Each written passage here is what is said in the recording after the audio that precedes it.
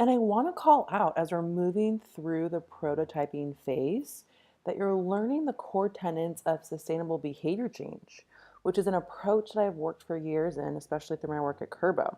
So we'll discuss this more in depth in the coming weeks, in week 7. But just to start to tie it together in the back of your mind.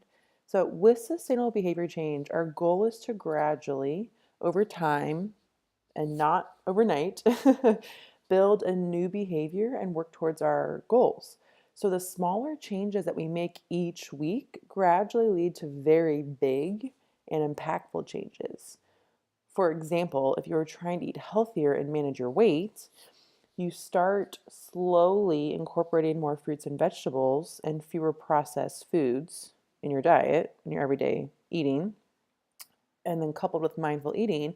And after a few months, there are clients who have lost 20 pounds and their mind is blown because it seems like they haven't even put that much effort in and they're seeing these amazing results. So, I want to offer some core tenets to you that we'll talk about more in depth in the coming weeks. One, small changes over time lead to some pretty big, amazing changes, which is what's so exciting about this. Secondly, be patient. So it takes time to build a new habit or behavior.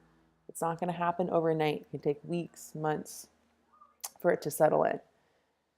Thirdly, be curious. What's working? What's not working? Why isn't it working? Let's say, for example, I'm trying to eat more fruits and vegetables, and I decide that I'm going to break it down like we are with prototyping and say that I'm going to add another vegetable to my lunch. And I brainstorm ways to do that, and I set a goal for myself this week. And then let's say I'm having a really hard time getting that extra vegetable in. Like, let's brainstorm or think about like why isn't it working? Is there a different approach we could take or something else we could do?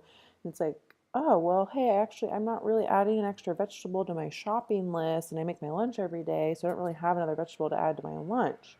So then from there we can try a different approach. We're like, okay, well maybe let's try getting brainstorming what vegetable we want to get at the grocery store to then incorporate into our lunch. And that's a pretty simplistic example, but it's a wonderful example of being curious and like being genuinely interested in like what's working and what's not and why. Fourthly, it's never going to be 100% perfect, and that's okay. We're just trying to get to a place where we're there 85, 90, 95% of the time.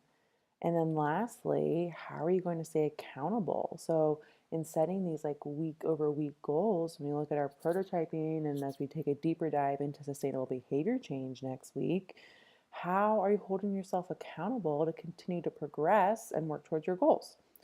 So we'll talk about this more next week, but I wanted to bring this up as you start thinking in the back of your mind. There are a lot of connections between what you're working on in prototyping and this entire model around sustainable behavior change.